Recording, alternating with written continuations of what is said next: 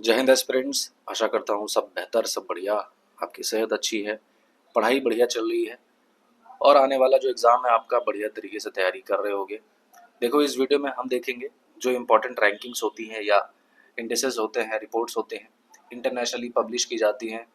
चाहे वो hunger index हो गया, gender gap, press freedom, corruption perception etcetera, सुना होगा। तो ये सारे रैंकिंग्स होती हैं। इनमें इंडिया की क्या रैंक होती है या फिर टॉप प्लेसेस कौन गेन करता है, इन सारी चीज़ों को हम देखेंगे। और आपको पता ही है, एग्ज़ाम में ये पूछता है कि भाई इस वर्ल्ड प्रेस फ्रीडम में भारत की क्या रैंकिंग है, हेनली पासपोर्ट इंडेक्स में भारत की क्या रैंकिंग है। कई बार पूछ लेता है टॉप प्लेस कौन गेन किया है। तो इस वजह से बहुत ज़्यादा इम्पॉर्टेंट है ये तो समझो कि एक चेरी पॉइंट्स होते हैं जो आपको, अगर ढंग से आपने इनको याद कर लिया तो ये आपको मार्क्स दिला जाएंगे। तो शुरू करते हैं बिना टाइम को वेस्ट किए। देखो, इधर है वो इंडेक्स और इधर है कौन रिलीज करता है। यहाँ पे है इस वाले कॉलम में भारत की क्या रैंकिंग है और इस वाले कॉलम में लिखा हुआ है टॉप रैंकिंग्स किसकी है। तो देखो, सबसे पहले आता है ग्लोबल हंगर इंडेक्स। ये रीसेंट के हैं, ठीक है। मतलब अभी इसमें 2024 लिखा हुआ तो आप बोलोगे अभी तो 2025 चल रहा है, ये इंपॉर्टेंट नहीं है। नहीं, ऐसा नहीं है। अभी 2025 वाला हंगर इंडेक्स आया नहीं ना, तो इस वजह से ये इंपॉर्टेंट हो जाता है। तो ये रीसेंट वाले चीज़ें हैं, रीसेंट डेटा है। सो ग्लोबल हंगर इंडेक्स इसको concern world wide and wealth hunger life इसको रिलीज करता है। इंपॉर्टेंट ये है कि भारत की रैंक है 105। ग्लोबल हंगर इंडेक्स पे भारत की 105 रैंकिंग है।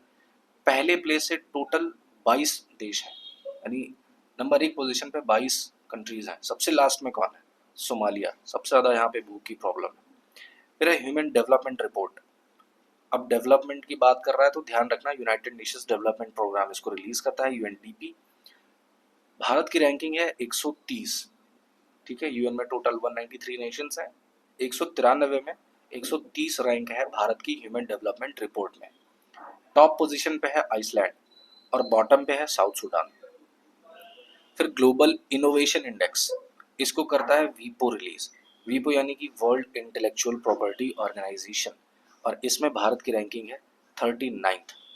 टॉप पे है स्विट्जरलैंड, है ना। जितने भी इनोवेशंस होते हैं या फिर ऑन्टरप्रेन्योरशिप वगैरह देखी जाती है, इंटेलेक्चुअल प्रॉपर्टीज देखी जाती हैं, तो उसमें भारत की रैंकिंग है 39वीं या 39th। फिर है the global gender gap index. इसको रिलीज करता है WEF यानी कि वर्ल्ड इकोनॉमिक फोरम, और भारत की रैंकिंग है 131, 131। टॉप पे है आइसलैंड। फिर हेनले पासपोर्ट इंडेक्स, जनवरी वाला जो सेशन था उसमें हेनले पासपोर्ट इंडेक्स में हेनले एंड पार्टनर्स इसको रिलीज करते हैं और इंडिया की रैंकिंग रही 85th, 85, ऑलमोस्ट इसी के आसपास होती है। यानी कि भारत के पास टोटल 57 ऐसे देश हैं जिनमें वो यहाँ के लोग वीज़ा फ्री ट्रैवल कर सकते हैं। सबसे ज़्यादा किसका पासपोर्ट मजबूत है? वो है सिंगापुर का। टोटल 195 वीज़ा फ्री डेस्टिनेशंस उसके पास है। यानी कि सिंगापुर के जो लोग हैं वो 195 कंट्रीज़ में वीज़ा फ्री ट्रैवल कर सकते हैं, है ना। तो यही होता है हेनले पासपोर्ट इंडेक्स। फिर वर्ल्ड कॉम्पिटिटिवनेस रैंकिंग्स, इसको IMD रिलीज करता है। IMD यानी कि institute for management development. India की रैंक है 41 और टॉप पे है स्विट्जरलैंड। फिर climate risk index, German watch इसको रिलीज करती है और भारत की रैंकिंग है 6th, ठीक है। टॉप पे है डोमिनिका, चाइना एंड होंडुरास वगैरह। फिर corruption perception index, transparency international इसको रिलीज करता है और भारत की रैंकिंग है 96th। नंबर 1 पे है डेनमार्क और सबसे लास्ट में आता है साउथ सूडान। फिर climate change performance index, German watch इसको रिलीज करता है और ये new climate institute and climate action network. Bharat की रैंकिंग है 10th, डेनमार्क चौथे पोजीशन पे है। पहले दूसरे तीसरे पे कोई नहीं है क्योंकि बेस्ट कैटेगरी में कोई था ही नहीं, है ना। जो सबसे टॉप कैटेगरी होती है बेस्ट की, उसमें कोई था ही नहीं क्लाइमेट चेंज परफॉर्मेंस इंडेक्स में। इसलिए जो सबसे टॉप की मिली भी तो वो 4th पोजीशन मिली डेनमार्क को। World happiness report, world happiness report की बात करें तो इसको wellbeing research centre, university of Oxford, ये दोनों मिल करके इसको रिलीज करते हैं और भारत की रैंकिंग है 118। टॉप पे है फिनलैंड, डेनमार्क और आइसलैंड। जान के हैरानी होगी कि पाकिस्तान जो है हमसे ज़्यादा खुश है, ठीक है, उसकी रैंकिंग हमसे बेहतर है। Global fire power index, global fire power ranking, इसको कौन रिलीज करता है? The international institute for strategic studies या वर्ल्ड मिलिट्री स्ट्रेंथ रैंकिंग्स इसको बोलते हैं, और इसमें भारत की रैंक है 4th। Global fire power index का मतलब होता है कि किसकी मिलिट्री कितनी स्ट्रांग है। सो यूएसए नंबर 1 पे आता है, दूसरे पे रशिया और तीसरे पे चाइना, चौथे पे आता है Bharat. Global peace index, peace की बात चल रही है तो इसको रिलीज भी करेंगे, institute of economic and peace. Bharat की रैंकिंग 115, टॉप पे आता है आइसलैंड एंड आयरलैंड। आप देखोगे जो टॉप पोजीशंस होते हैं ना, जनरली वो जो जितने ये यूरोपियन नेशंस होते हैं, और इनमें भी जो ये नॉर्डिक कंट्रीज होती हैं, ज़्यादातर यही नेशंस लेकर के जाते हैं ये टॉप पोजीशंस। अब ये आपको डिसाइड करना है ये बायस्ड होते हैं रिपोर्ट्स या अनबायस्ड होती हैं, आपका क्या विचार है कमेंट बॉक्स में ज़रूर लिखिएगा। ग्लोबल टेररिज्म इंडेक्स, इसको भी institute of economic and peace release करता है, और भारत की रैंक है 14th। नंबर 1 पे है बुर्किना फासो, दूसरे पे है पाकिस्तान और तीसरे पे है सीरिया। भारत की भी रैंकिंग कुछ खास कम नहीं है, मतलब ये रैंकिंग होनी नहीं चाहिए हमारी, ठीक है। खैर, द ग्लोबल लिवेबिलिटी इंडेक्स, इसमें क्या होता है? इसमें ये होता है कि लिविंग स्टैंडर्ड कितना अच्छा है उस कंट्री का या उस पर्टिकुलर सिटी का। सो इसको EIU रिलीज करता है, यानी कि the economist intelligence unit. Bharat के अगर सिटीज़ की बात करें तो भाई 120 पोजीशन पे है दिल्ली और 121वीं पे है मुंबई। नंबर 1 पे आता है कोपेनहेगन, है ना, डेनमार्क में, और दूसरे पे वियना, ऑस्ट्रेलिया की जो कैपिटल है। सो सबसे बेहतर सिटी लाइफ जो है लिवेबिलिटी इंडेक्स में आता है कोपेनहेगन का। भारत का 2 ही शहर है, दिल्ली और मुंबई। दिल्ली है 120 पे और मुंबई है 121 पे। Global arms transfer, just a minute, global arms transfer report, ठीक है, इसमें भारत की क्या रैंकिंग है देखो, इसको रिलीज करता है सिप्री, है ना, और India is the second largest importer, पूरे विश्व में दूसरा सबसे बड़ा देश है जो कि आर्म्स का इंपोर्ट करता है, almost 8.3% of the whole import in the world, ठीक है, और अकेले 35% तो ये रशिया से करता है। टॉप इंपोर्टर्स कौन है? नंबर 1 पे आता है यूक्रेन, ऑलमोस्ट 8.8% के करीब, फिर इंडिया आता है 8.3 लेकर के, फिर कतर, सऊदी अरेबिया और पाकिस्तान, ये हैं। टॉप एक्सपोर्टर कौन है? यूएसए, फ्रांस, रशिया, ये टॉप एक्सपोर्टर्स हैं, है ना, ये हथियार बनाते हैं और फिर बेचते हैं।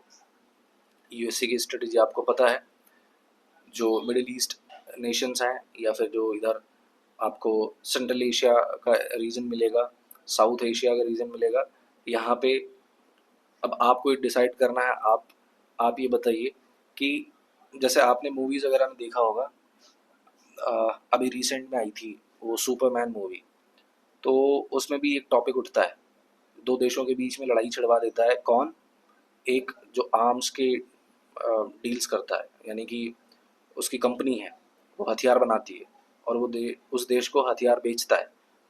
तो इसमें मेन हाथ किसका हुआ?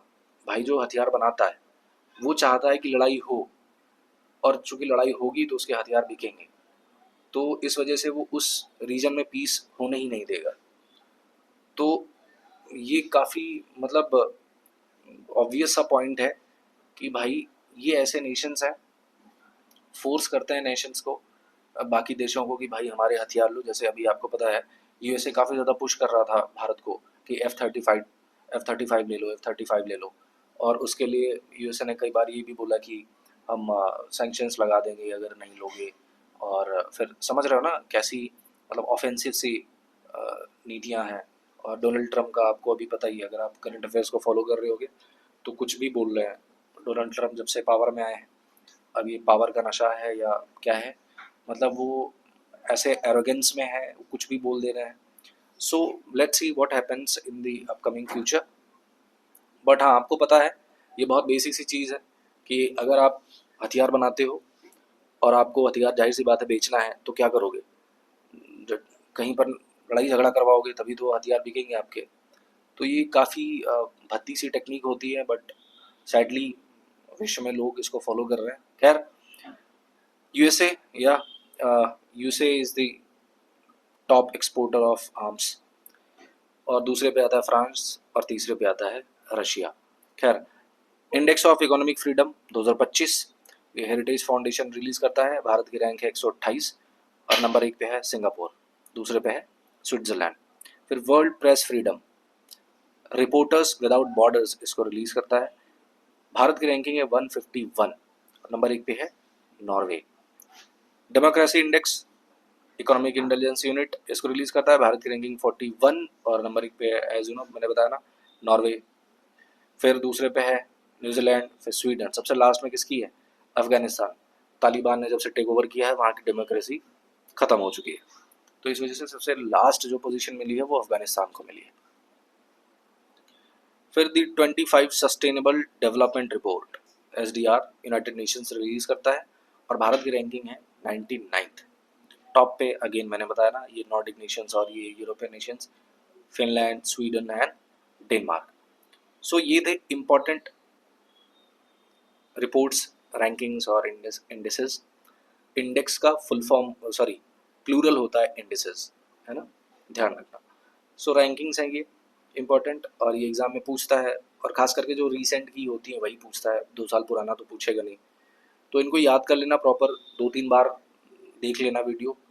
अब ये मत सोचना कि मैं अपने लिए बोल रहा हूँ कि 2-3 बार मैं बोलूँगा तो आप सोच रहे होगे अच्छा इसके व्यूज़ बढ़ेंगे। नहीं, ऐसा नहीं है।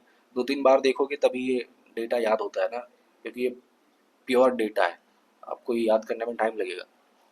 सो हाँ, this was all about this video. मिलते हैं नेक्स्ट वीडियो में। Till then take care. जय हिंद।